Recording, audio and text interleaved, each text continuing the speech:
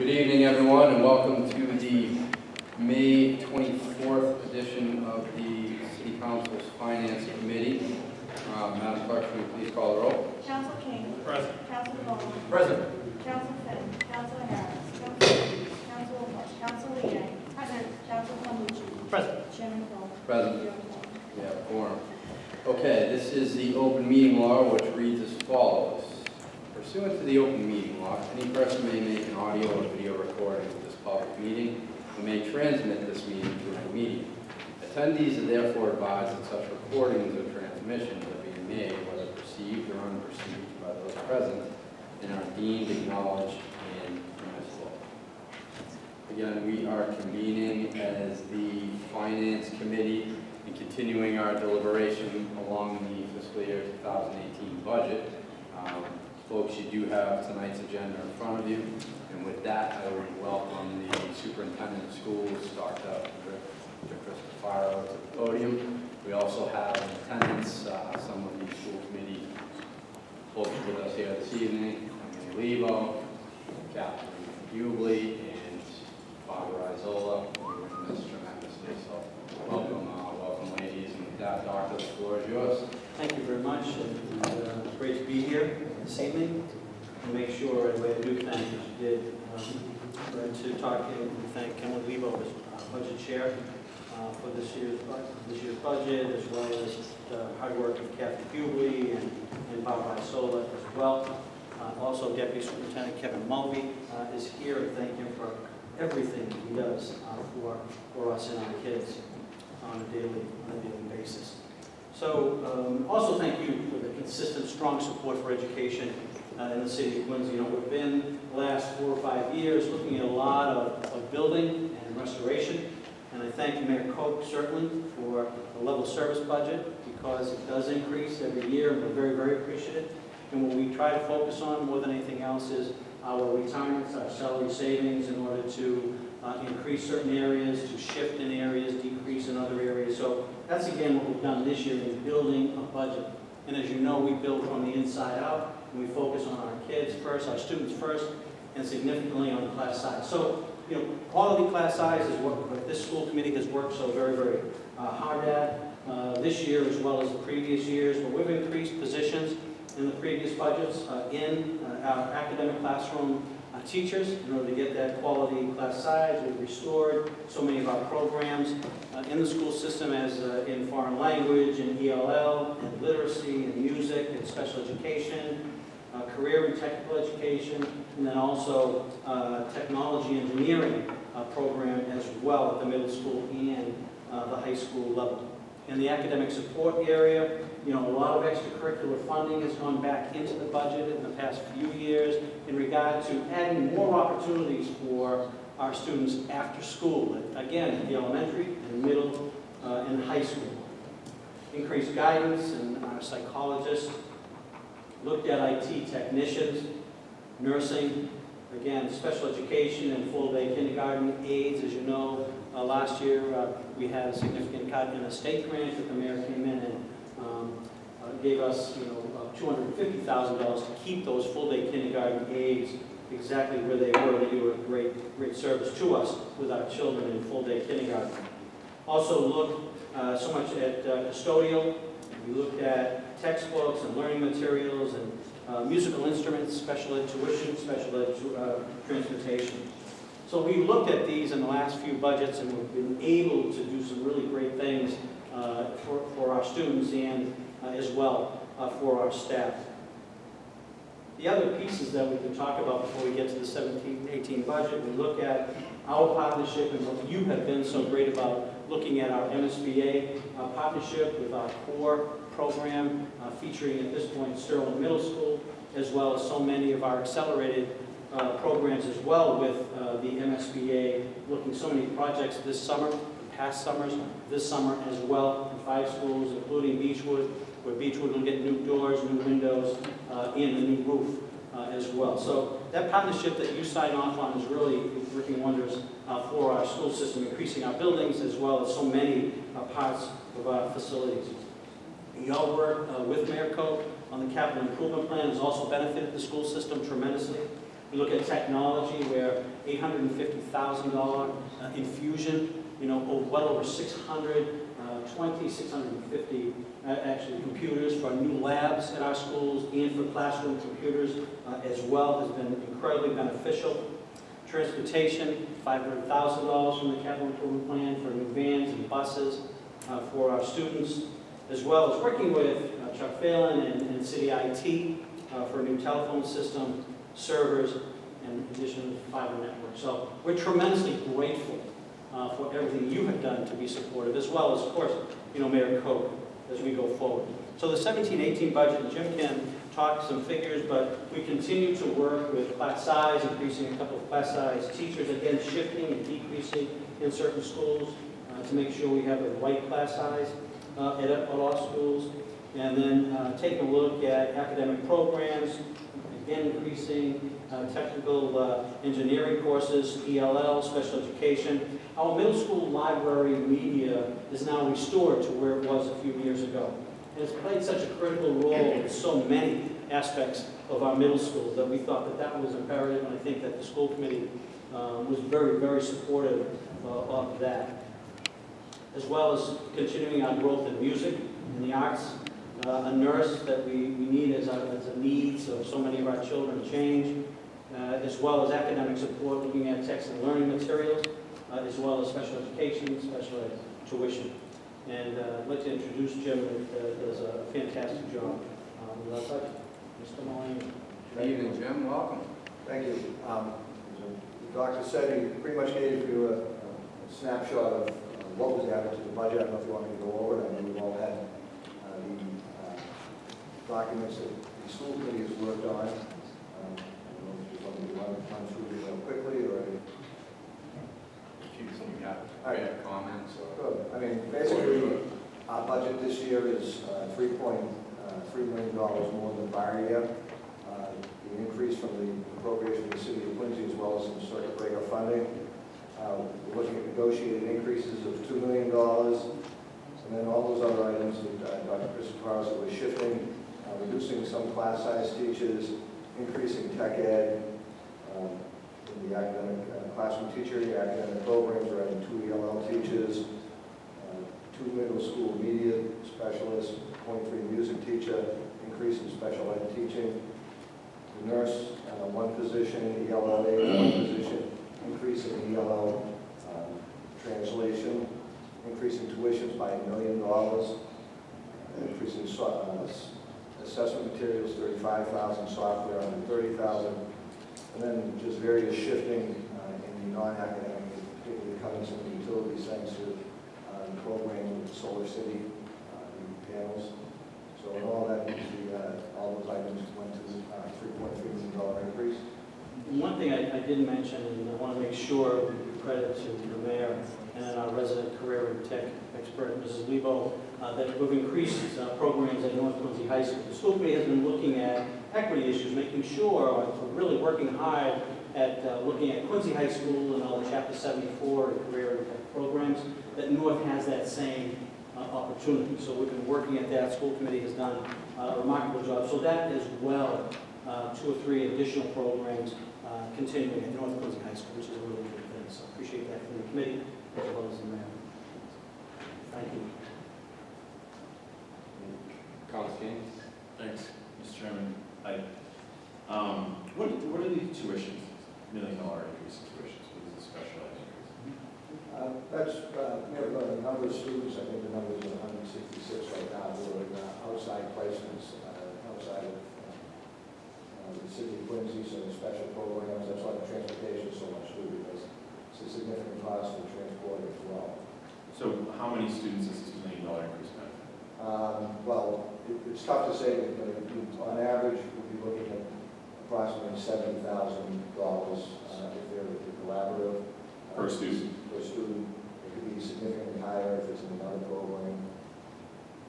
So this is an anticipated need, or this is saying, okay, we know that this, let's just say 10 special needs students will need this money? Well, we already have a deficit this year in our line item, in our tuition line. We're working on looking at other areas, some salary savings, and we're going to be addressing those. within our own budget, but we know we're about $500,000 budget deficit in our current budget, and we're projecting that we're going to be at least the same again next year. So this is an actual number right now. Yeah, and as you know, we have a lot of incredible programs right within the city, but when students, when children's needs go beyond what we can service, that's when we go to them. That's fine, that's all I need to know. And then for software, I know last year there was, I think part of the capital improvement plan was like $2 million for hardware software, I think, for the schools. So you got another $130,000 here. What is that software? That's the Aspen program. It's a student information system, as well as it helps out with various other things. Yeah, like education evaluation. You know, when the state changed how we evaluate teachers, we have to have a software in order to make that as efficient and as smooth as possible. And is this a yearly license? Is this a sort of buying software they own, or? It's per year. Okay. And then there's also the instant alert to call out to school, students and schools. All right, well, I'll make a motion to move the positive. Motion to approve on the motion, Councilor Mochi? You? Yeah, you did, right? Yeah. Okay, I just wanted to thank you again for the presentation. It's always having served previously on the school committee, I know you guys do the work before you get here. It goes through, you have public hearings, you have a lot of subcommittee meetings to work on it. So by the time it gets here, it shows as one line to us, but I know that you guys put a lot of work into it, and there's a whole long process before it gets here. So appreciate all the work you've done in preparing the budget. I think our schools continue to be one of the best things about the city of Quincy. The strength of our school system, I think, is one of the driving forces as to why so many people want to come to Quincy, why so many developers want to develop in Quincy, because people want to come. And I think our schools are right up there, if not the top driving force as to why people want to be here. And I think that's a testament to both the leadership administratively, to the staff, to our education professionals, to our school committee members, and to our students as well, who accept that, the teaching, the modeling, and they really strive. So we really have something special here, I think, in Quincy that works tremendously well. So it's a hearty kudos to you, to your team, and to the entire school department, family, and community. And obviously, we were very pleased to read that a Quincy teacher was named as the Massachusetts Educator of the Year, which, again, kudos to that individual, kudos to all of you, really. I think this body, the city, the mayor, and the council has shown our long-term commitment to education in the city, and where we, as a community, place education in the hierarchy of things that we value through, the new buildings that we're building, 21st century education complexes, essentially, is what they are. So, very easy vote to continue to support the schools and to continue to support what you guys are doing. Thank you. I heard that Mark Zuckerberg dropped his wallet when he was I'm just curious. We can only hope. Yeah. Thank you.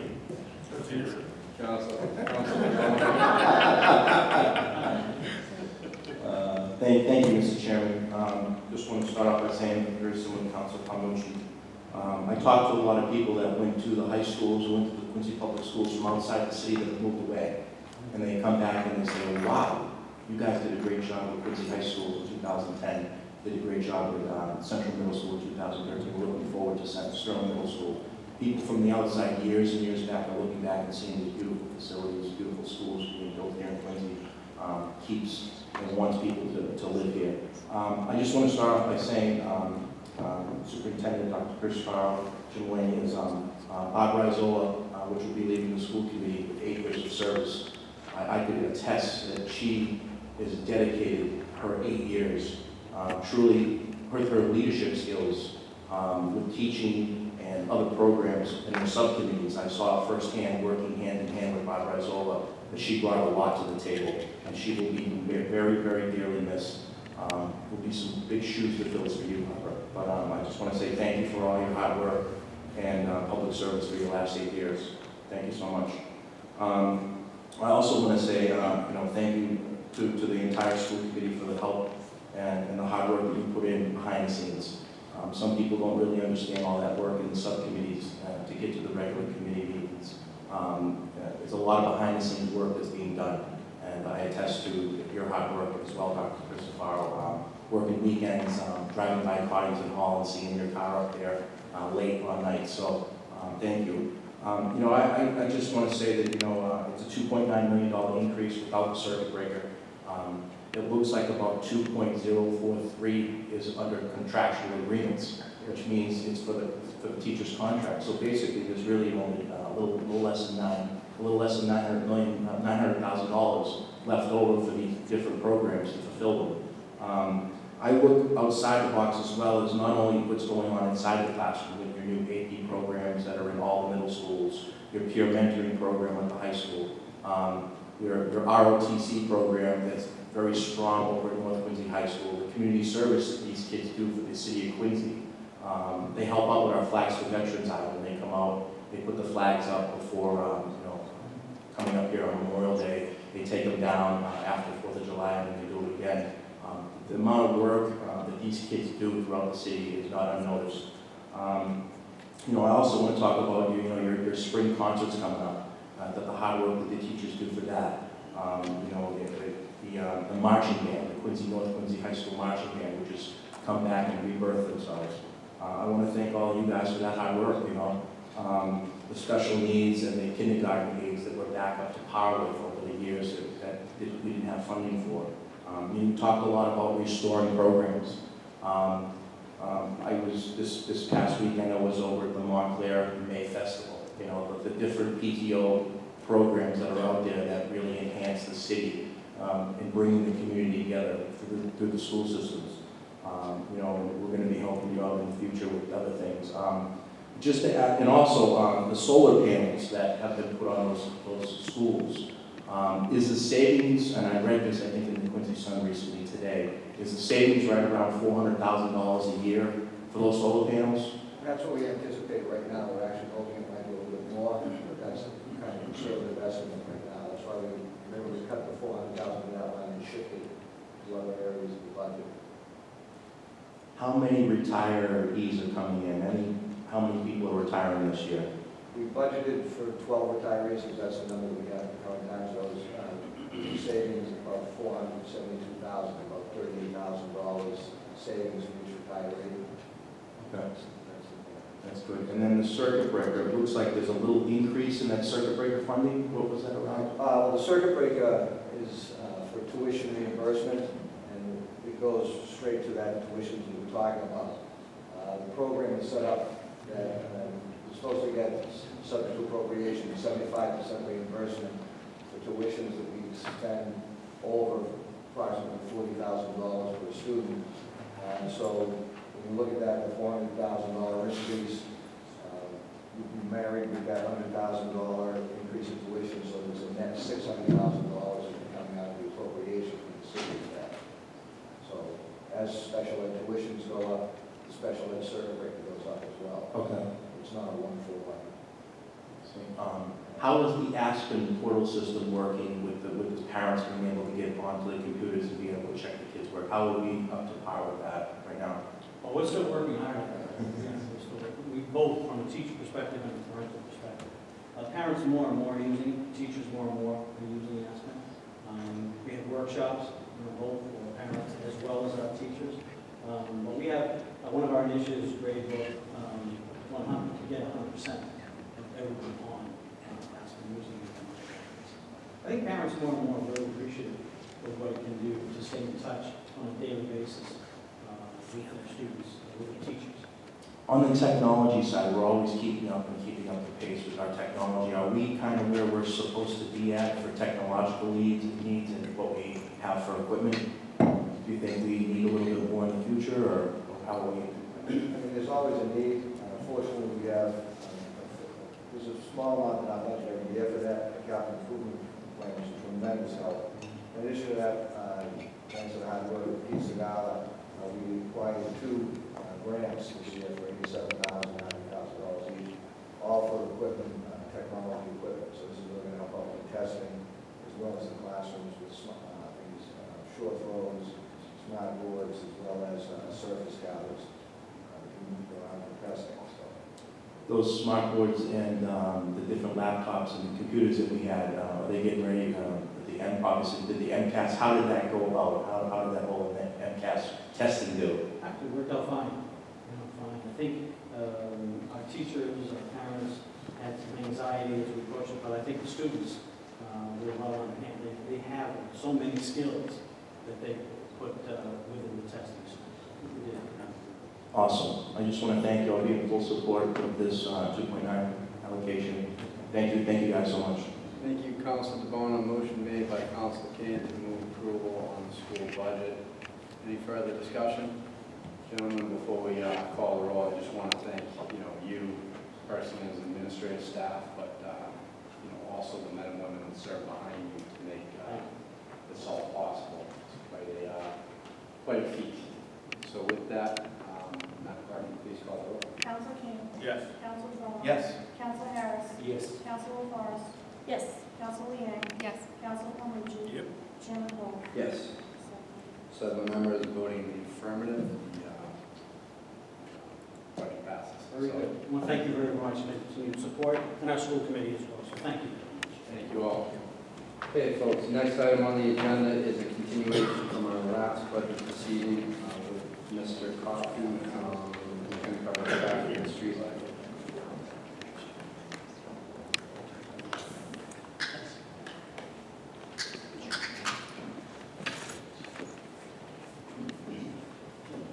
Good evening, Mr. Chairman. Good evening, Council. Can I answer any questions on the proposed two-gallon limit? Council Kane? Yes, please. Hi, Mike, how are you? Please. Well, thank you. Can you just tell me, when will the lights in the city be totally installed?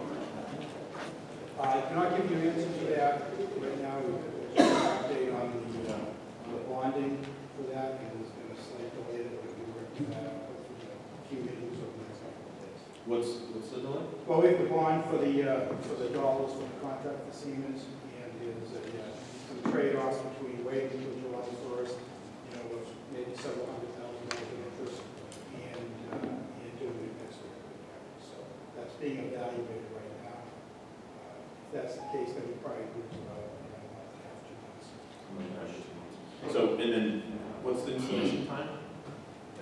Total installation time is probably about 12 months.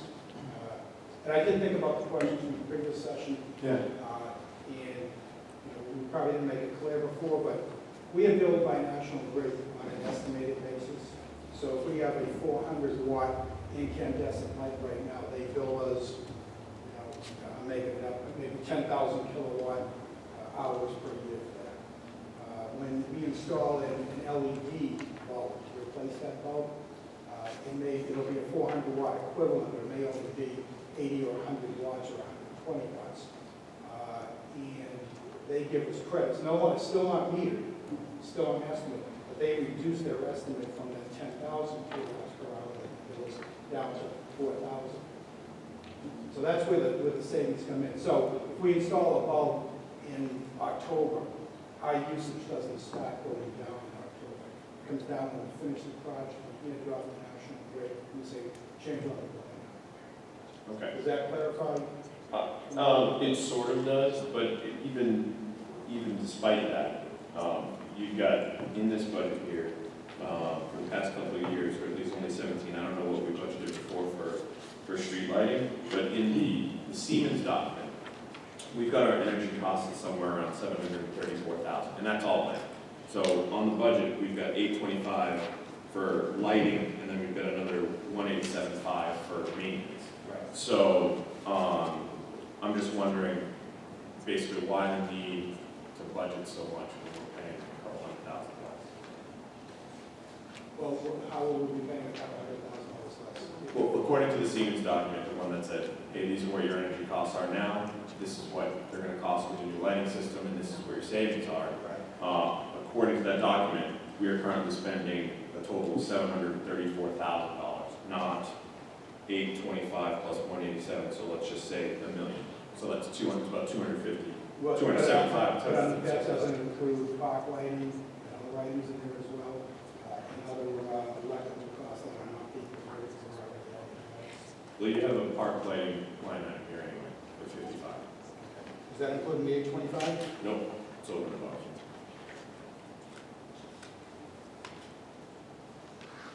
Well, notwithstanding that, I thought it was included, but other streetlights, such as all the lights downtown here, all the LEDs, that are not, those are not included in the Siemens conversion. We still have to pay the electrical bills for those, the ones on North Quincy as well, and some other lights scattered throughout the city.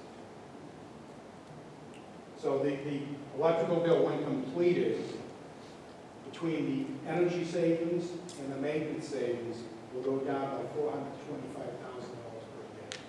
Yeah, no, I've got that, but I'm still wondering about today's spending, because if you said that the energy cost does not include certain areas, the energy cost No, as put in the the Siemens evaluation wouldn't have included lights that they're not converted. Okay, then I'm just, Madam Moderator, what are we spending on energy costs across the city? Well, For whatever number that would be necessary to assess this number here. in the budget right now, under that street lighting line, that is currently covering some National Grid bills along with some Trans-Canada bills as well. And how much is that?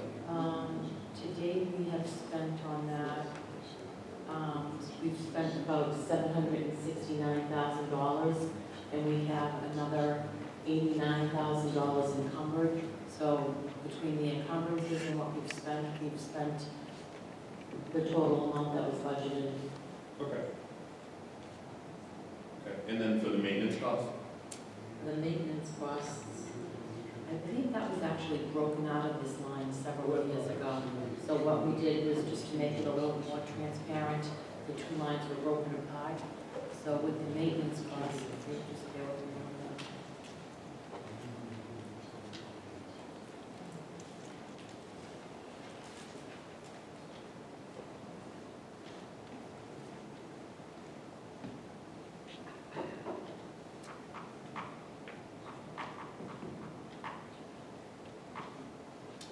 So with the maintenance costs, in fiscal year 17, we budgeted $187,500.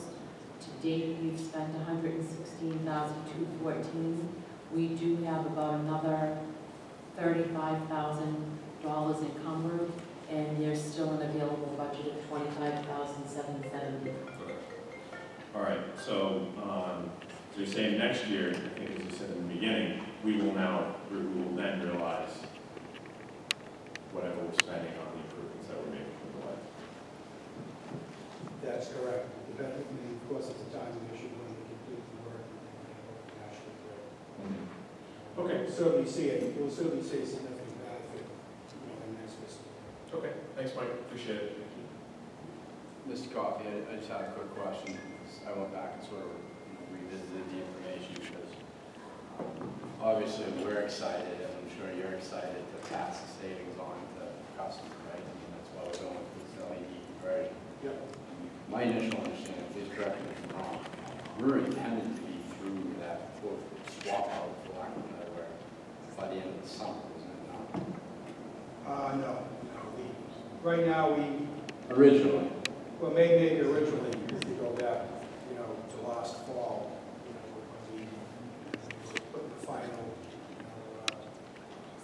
crossing the T's and dotting the I's, and there were delays along the line. The most recent estimate as of, I think, the last council meeting we had on the presentation was that we were hoping to finish by December. That'd be finished the Siemens installation. There's still 3 to 4 months of work after that. Siemens has to really provide an accounting of every single light, what the wattage was previously, what the wattage is now, identify that by pole number and so forth. Fairly extensive document. They have to certify that. They send it to National Grid. National Grid will use that documentation. National Grid will then schedule a time to come out, and they will do inspections of the work to make sure that the information provided to them is actually accurate. You know, basically that we actually converted all the ones we said we converted, because there's no way of telling other than doing a spot check on that. From that point there, then they bring that back to their to the billing folks, and then they have to put, you know, process together to start converting all these bills. Something we ran into with the purchase of the streetlights is the bills don't all come in on the same billing date. So they've got maybe, you know, 15 or 20 billing days to go on months to work for it. So the net is fairly complicated. So we can add 3 or 4 months or more onto the end of the cycle. And then that sometimes takes another 2 or 3 months for the IT folks to write the programs to do that. So, But when does the savings schedule, right? So if our runway is 1 year, when that's installed, the clock starts. No, it doesn't. So you're saying all that ancillary It won't start work has until to it's be- accepted by National Grid as being a valid conversion. And I believe the billing will go retroactive to that point when they accept it. So after they do their inspection and say, yes, we agree. So let's say March of 2018, right? You're saying that it would be completed by December, another 3 months, we'll call it March. Yeah, I would call it July or August. And Next maybe year. seeing the actual conversions, and I know what happened with prior conversions is we have to audit those conversions to make sure we're getting our savings. And that is a back and forth type of So you're saying the process. saving cycle is not going to start. The saving cycle optimistically would start in the next fiscal year, would start in fiscal year 19. And that's highly optimistic, and if we don't start this project on July 1st, that won't happen. It will be delayed at some point into the next fiscal year. But there's no obstructions at this point in time to delay it, right? I mean, we approved this back probably, what, a month? 6 weeks ago?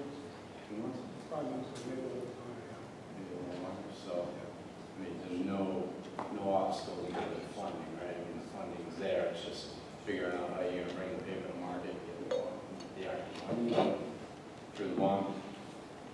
You know, I haven't been involved in the bond issues. Right. So basically this 825 is going to come down roughly half. Right. And we'll see that in fiscal year 19 or fiscal year 20. You'll see all of that in fiscal year 19 if, for some reason, we can get started in a week or two. Optimistically, and that's assuming no errors in any of the bills, assuming that National Grid corrects the bills that changes them correctly the first time, which hasn't happened in the past. It's we generally have gotten word from National Grid on these conversions that we completed them all. They're done. You'll see it in your next bill. And then we'll review those bills when they come out over the next month and a half, and we discover that they did convert some of the bills, but they didn't convert all of the bills. So that brings you into another 30-day delay from that point. And then So you're not very optimistic. Huh? You're not very optimistic. Well, I'm optimistic too, but, you know, I'm sure we'll be discussing that in the next budget Right. cycle as well, where we are. But I'm just talking from experience and working with them. It's a complicated process for them. It's not something that they, you know, has been a top priority in the past, although they've committed to me that they're going to do it better, faster, cheaper this time. Well, they're essentially losing revenue, right? Oh, absolutely. So how Absolutely. aggressive do they want to attack something that's going to cost them money? So we want to attack it very aggressively. Yep. Of course, it's going to save us money. Yeah, it comes down to over $30,000 a month. Interesting. Before I go to council meeting, it's just an opportunity to do quick constituent work. 6th Avenue, Mr. Scalaro, we've been going back and forth on an email thread for probably well over a month. So Is that on the parking Saturday, 12 feet from the corner? I beg your pardon? That's asking for parking, no parking within 12 feet of the corner? No, it's actually a street light. Okay, because he did have a no parking. Yep, that was great. That was done immediately. Okay, all right. If he can help us out, it'd be This is a street light? correct. I'll re-forward the email Yep. over, not a problem, but No, I saw think him we- on Saturday. He's very anxious to get that replaced, and rightfully so. So We have, in the interest of saving the taxpayers money, we've been trying to delay and postpone some of the changeouts, because we have to pay Coviello or outside contractor to do these now. We actually have either Eddie Grant, my assistant, who is already developed, checked the area out. It looks pretty well lit, and let's delay it a little bit, because that was with the thought that Siemens would start, right now. So just so I know for my own information, because as you know, ward council is frontline of defense, with folks in issues in neighborhoods. I'm grateful to assist all those concerns, but if we're delaying, what's a reasonable expectation, just so I'm communicating? Right. Back to that, because we're close to a month, right? Is that what we're looking at for delay? It's been circulating around for at least a month. His request. Oh, his request? Yeah, I'm just not familiar with that. I'll check that. But if there's a delay of a couple of weeks, and I understand why you're doing it, right? You're going into a pretty big program. Well, we just don't want to double, we don't want to spend, $100, $150 to fix something now and then bring it So out. essentially, we're going to send someone out there to assess the situation before we actually make a finding whether or not we're going to fix it. And we've gone out there to many and said, yes, it's really leafy out there, there's no other close lake, you got to do things that on the time. So we do a good assessment.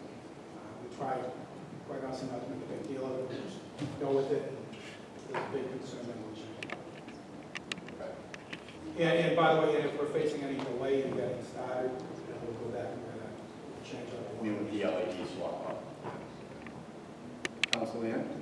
Thank you, Mr. Chairman. Speaking. Hi, how are you? Good, good. Good. Good. I just have a couple of questions for you, going through the actions versus what's being requested this year on the budget. So the first is the workers' comp lines. On the actuals, you have two lines, one for workers' comp vacation for about $2,000, and then workers' comp sick for $7,300. So it's about $10,000 between those two lines, and it's in the negative in the available budget in the actuals, but in the budget that's in front of us, it's proposed, there is no line for workers' comp. Is it just under a different line that you are requesting it? Because last year it doesn't seem like anything was appropriated, and now it's in the negative for those two lines. I think that was associated with the fire alarm side, and the non-fire alarm side is represented by HR. I think once we combine the departments, that's all handled by HR right now, so there's no request coming forward this year. So any workers' comp for anyone in this department will come out of the HR's budget? It's either HR or legal. I'm just not sure, but we don't pay that as much. Okay. So we do have folks out of workman's comp within the department, and we don't address any of the financial concerns associated with that. I believe it's legal, but I'm not entirely sure. Okay. So this will be then, this average about $10,000 should be shown as being deducted from their budget and from this past fiscal year, correct? I'm sorry, you lost me. So this is about a combined of $10,000 for workers' comp, and it's coming out of legal or HR, and that should show as a deduction from their fiscal year 17 budget, is that correct? I don't think so, no. I'm just wondering where the money is coming from. Counselor, the auditor has something to add. Madam Auditor? Yes, Councilor. What these two lines are, you're looking at the workers' complication, and then there's one underneath called sick. There is nothing budgeted for that. We generally do not budget anything in those lines. What happens is, if somebody is out on workman's comp, sometimes what they do is they'll use a day of sick time or vacation time to cover some of their deductions. So therefore, what happens is, it should actually be charged to the person's base pay line. However, prior to going to that methodology, we used to have two separate lines. So sometimes what happens is it gets charged to these two lines. The finance office will then, once they see that this is happening, they will then reclass what has been charged to this line and charge it directly to the employee's base pay line. Understood. Okay, so then this isn't something where we No, have to think about. No, you don't have to. Okay. There will never be anything budgeted for those two lines, because generally speaking, if anybody gets charged that, it should go to their base pay line. It shouldn't go to these two lines. But if it does, then finance they usually reclass those expenditures. Okay. You're welcome. The second one is for the office space rental. Last year, we appropriated $24,000, and you're requesting that again for this year's budget, but none of that was used. None of that was used for office space rental. Those funds were put in there because we knew that the parking garage was coming down, which was also the office for Fred Souza and the parking control offices, as well as the folks that work parking booths at both the front lot and the garage. We did, working for the planning department, we were able to obtain some space in Quincy Square, and fortunately for us, the landlord said you can have it for nothing for some undefined period of time, and we are in that space right now. So we did have those funds that we're able to move those around and spend them on some other issues, some other items within that. Okay, so do we have an idea of how much we're going to need for this? I think we budgeted the same amount because I think this area is going to be redeveloped in this coming fiscal year.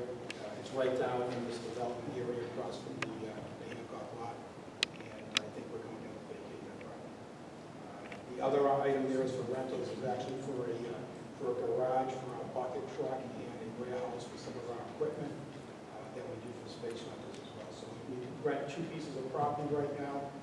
One is the office space and a secure area for safe and for funds and so forth. The other one is for a bucket truck that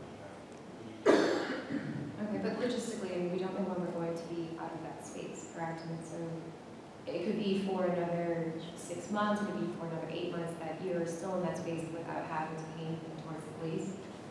or it could be 30 days. So that's unknown. As I said, it is right down here, across from the Hancock lot, and there's development going on. I'm just not sure when it's going to start. Okay, do you feel 24,000 is going to be enough for entering into a new lease for whatever space it is that you're looking for? I don't know. I haven't looked at the market rates. Okay.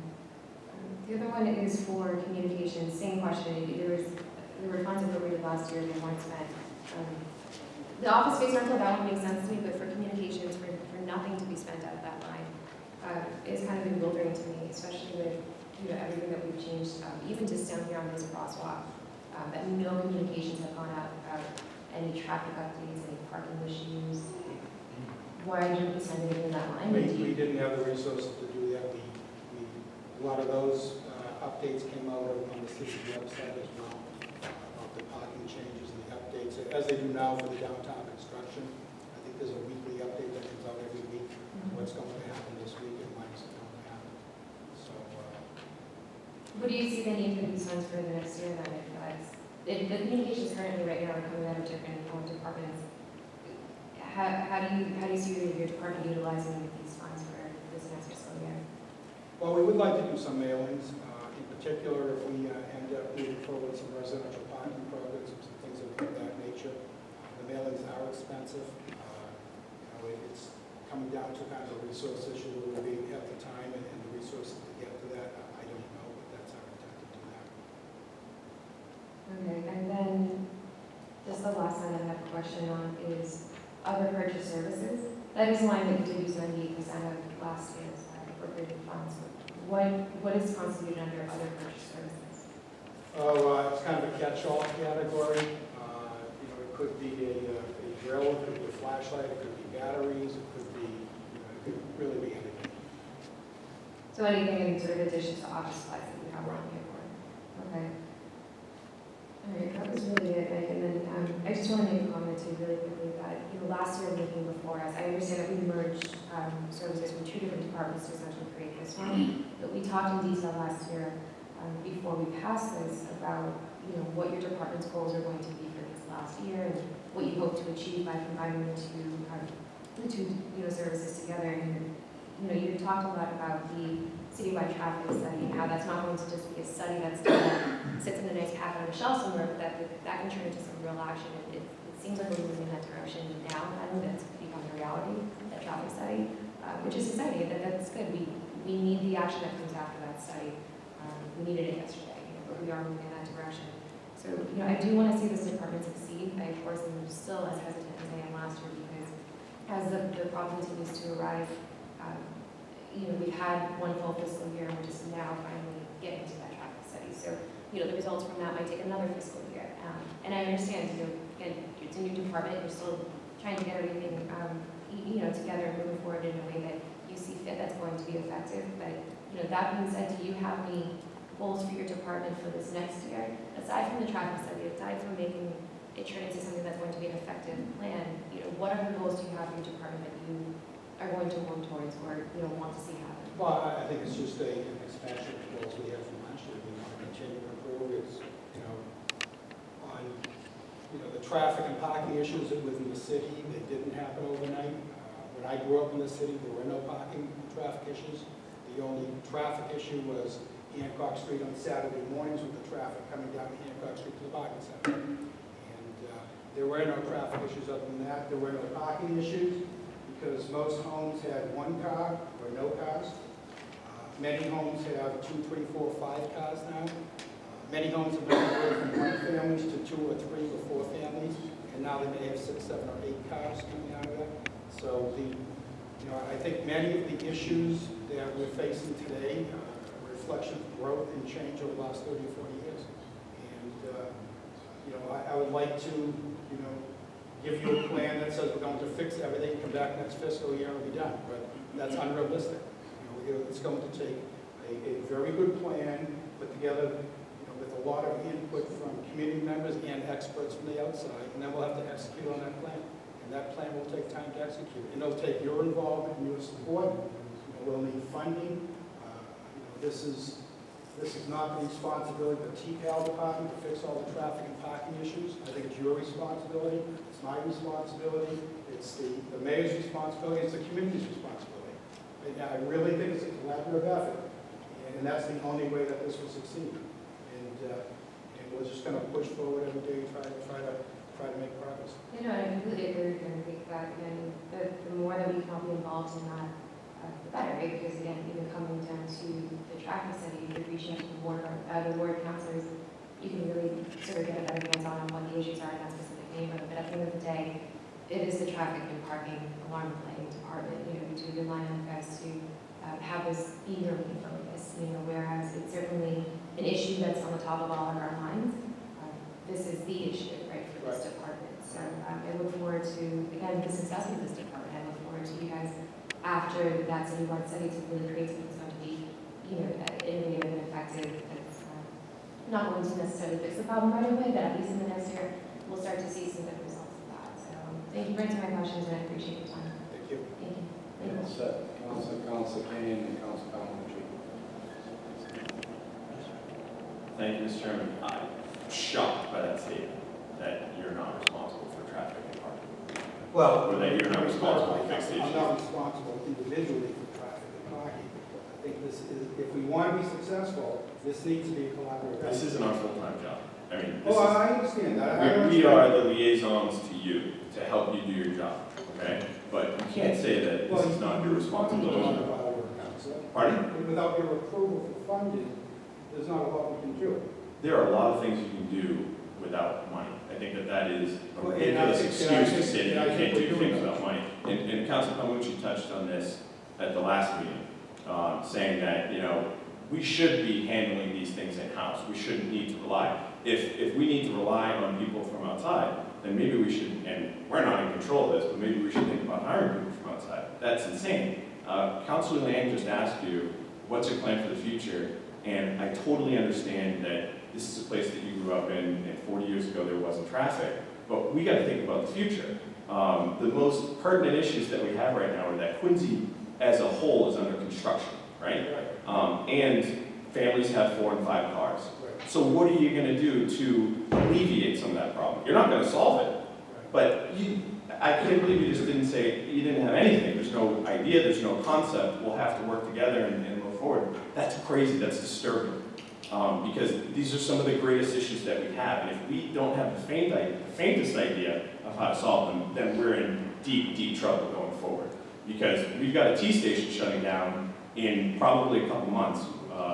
And a fifth of the parking at Wallaston T station is going to be shut down. That's Ward 5, Ward 3. In January, you've got a whole parking lot shut down at Ward Quincy. What are we doing about the neighborhood? Where are people going to go? What are those situations?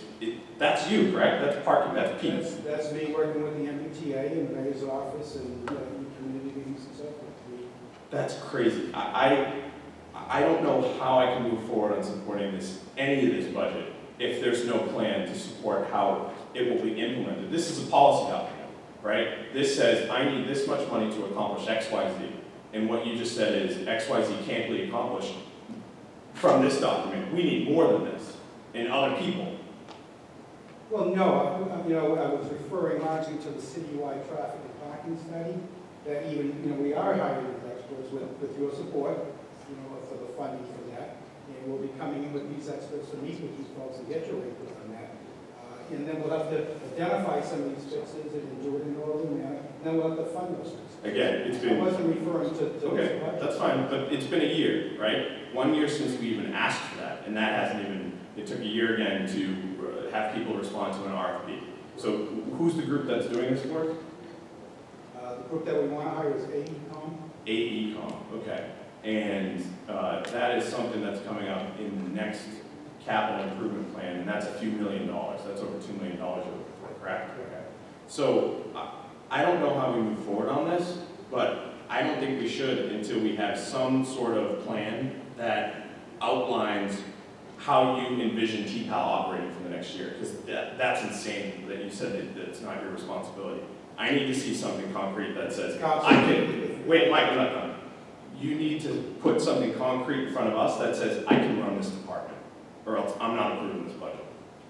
Council, I apologize if I said it's not my responsibility.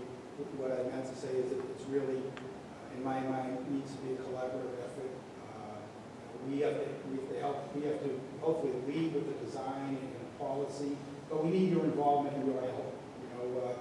Certainly with the community meetings, which I've been involved with in other issues. That's great, and we have a list of issues that need help, and we have the guidelines. We know where we need to go, and it's your job to implement. And by the way, I'm not implying that you haven't been involved in that. I'm just stating that this is a big issue. It's a big issue as you folks tell me, and I understand it that way as well. Yeah. And, listen, I've been very grateful for your responsiveness since you've taken over at TPAL, but I'm just not confident today in your ability to run the department. I'm very discouraged by the fact that you're standing here saying that, oh, well, we'll figure it out and then we'll come back next year. I don't think that this is how this should work. well, that wasn't my intention, say we'll figure it out back next year. We do plan to move forward with the citywide traffic and parking. We want to get back in front of you as soon as we can and show you the approach that we're planning to take, and then we can discuss it. This is I guess this is some of the problem with having a weak city council is that, we can't make any sort of decisions that would necessarily influence your job. The only thing that we could really do today as a council is hold this budget, which I would like to recommend, until we come back with a plan for the next year, because I don't see one. So I don't see how a department could have a budget to operate without a plan. So my proposal is to hold this budget until some point in time that we can have a plan put together.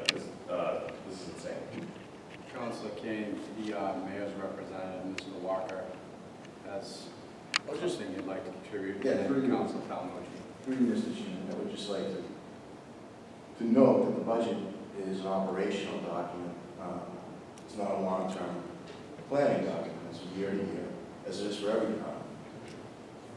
We don't submit to this body, and I understand the council's frustrations. The mayor's frustrated to some extent. We have started the ball rolling on some things. A changeover this year in this department to create its own department, while not providing a great deal of additional funding originally, it has set in motion a process we think needs to take place. We did put in money in the last capital plan, last year's, to start the ball rolling on a traffic study. We subsequently altered that proposal over the course of time with what was and what wasn't being heard before this body. That proposal now is ready to go. But I would just like to perhaps just highlight the fact that having a plan for the next year is in the budget. This is the people that they're going to pay to do a job, the staff that they're going to pay to do things. Now, it's not everything in the kitchen sink. It's not a narrative of goals and expectations, but it is a department in the city. DPW is a department. They do something every day. They do operationally. That's the framework of the budget. I think perhaps we could go into the long term might be more relative to the how we fit into the capital planning, how the study fits in, how the enactment of the items in the capital plan fit into the long-term vision of the department. Would we like to add 10 people to this department tomorrow? Yes. But year to year, it's sort of the same strategy that we took with the public buildings department, which basically started from scratch. We were taking people from the school department, we brought them over, we've slowly built up that department. And that department, as opposed to falling way behind on the maintenance of our buildings, is now in a pretty good place. It took 4 to 5 years. This is going to take the same thing. But that doesn't mean that the goals aren't shared, that the aim isn't the same. And, you know, regardless of the words that Mike used, I do think that he meant to suggest that this is going to take a full process with everyone involved to move forward. And that's sort of where I would just want to add a little bit to the context of the conversation. Council. Yeah, I mean, thanks for the perspective. I mean, I don't know, I can use money as an excuse, and I personally, if I were you, or if I were mayor, would ask for more out of my employees, just bar none, right? And, you know, that's great if you want to take 5 years to solve, and I'm not talking about all long-term problems. There are short-term problems that we need to address that aren't being addressed. And whether that's you or Mr. Coffey, somebody needs to address them. But I just don't think that, you know, it's not just a plan that, yeah, I know, these are people, these are numbers, these are everyday jobs, absolutely. But how organized are we? I don't have a clue of that, because there seems to be long lag times in response, there's a huge backlog, so maybe somebody should step back and say, okay, this is where we are and this is what we need to do, and this is our plan for the next year, because that is this document, it represents 1 year. So that's all I'm asking for. You want to start, Council? I'm all set, thank you. Before we go to Council Palmucci, could I just kind of share something? Just a deference to the chair. Michael, I think what you're hearing is, you know, a level of frustration. I know you feel the phone calls, we feel the phone calls, we all feel the phone calls. And, you know, I know last time you talked about potentially down the road, the parking division that may or may not be created. I think we're just trying to get a handle on, you know, what is the short term? We can have a long-term vision that would be expressed through, assuming a briefing document that would result from parking analysis citywide. But the reality is, like, certain neighborhoods need relief today. You know, it's a myriad of situations, from obviously the roads to the traffic to the parking and so on and so forth. So as we sit here, and I've heard the frustration communicated here tonight, but, you know, we are asking for additional headcount. So I think what the council, and I don't want to speak for what I'm hearing anyways, which may not be a reality, but what I'm hearing is that we need to kind of put more of a compass on this, get a better understanding in the short term. I think we all understand the long term, but again, you're asking for additional headcount approval, additional resources, which we all agree it's a problem, traffic, right? I mean, right or wrong or different. The other guy who stepped up a year ago and said, you know, I want to be the guy. And we took a chance and, you know, we moved that forward. But I think some more substance around the short term will certainly make this board council's life a lot easier in dealing with his day-to-day.